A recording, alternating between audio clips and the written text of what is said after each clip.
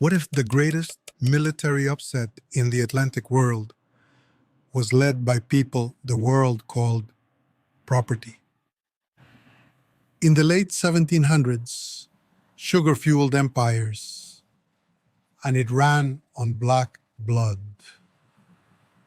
In Saint-Domingue, the unthinkable was planned. Not a protest, not a plea, a revolution. Enslaved Africans would defeat 3 European powers and found the first Black Republic. This is the Haitian Revolution, the blueprint for Black liberation. Saint-Domingue was the pearl of the Antilles, source of nearly 40% of Europe's sugar. A rigid order ruled. Grands Blancs, Petits Blancs, gens de couleur libre, and a vast majority, over 500,000 enslaved Africans, crushed by the Code Noir. Mortality was so high, the trade never stopped. Many new arrivals were seasoned fighters. In August 1791, at Bois Caïman, faith met strategy. The northern plains rose, plantations burned, tactics sharpened. Early leaders like Doty Boukman, Georges Biassou, and Jean-François pressed the fight, while France preached liberty, equality, fraternity. But not for Black people. From this storm emerged Toussaint Louverture, organizer, tactician, master of timing.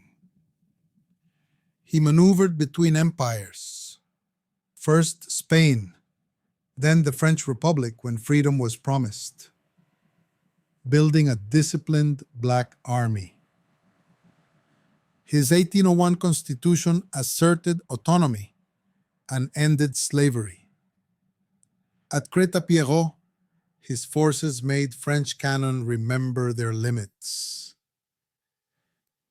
Napoleon sent his brother-in-law Leclerc with a massive force to restore slavery.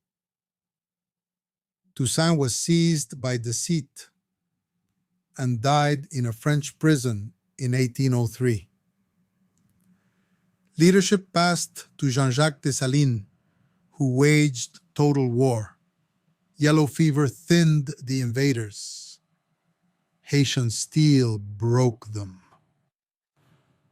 On January 1st, 1804, independence was declared. Dessalines tore the white from the tricolor, the flag reborn without the colonizer.